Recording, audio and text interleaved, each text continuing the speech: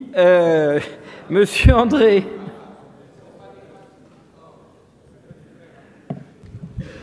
Oui, mes chers collègues, juste pour nous demander collectivement à ce que nous gardions à ce débat la dignité qu'il mérite, parce que depuis quelques minutes, on tombe un peu dans les caricatures, en laissant entendre que certains d'entre nous seraient sous l'influence manifeste des mails qu'ils reçoivent, alors que les autres labels dont il est question et qui sont déjà intégrés dans le code rural, eux, seraient parfaitement vertueux. Je rappelle d'ailleurs que initiative privée, dit-on, avec une mine de dégoût dans la voix, mais label rouge ou toute autre appellation déjà reconnue par le code rural, c'est aussi des initiatives privées. Et les initiatives privées, elles ne sont pas mal en soi, elles peuvent être même bonnes et vertueuses. Et nous avons la charge collective de définir ici l'intérêt général. Et c'est ce qui porte précisément celles et ceux qui se sont exprimés pour défendre Bleu Blanc Cœur.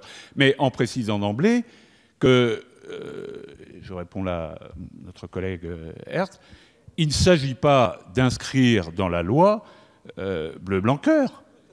Il s'agit de faire reconnaître, d'ajouter dans le code rural, et c'est ce qu'a fait la Commission des affaires économiques, la notion de haute valeur nutritionnelle.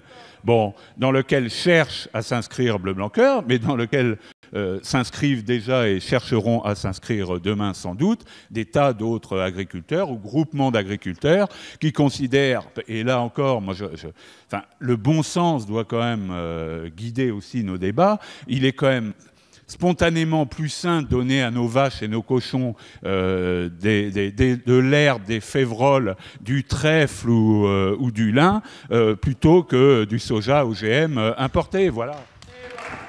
Merci, monsieur.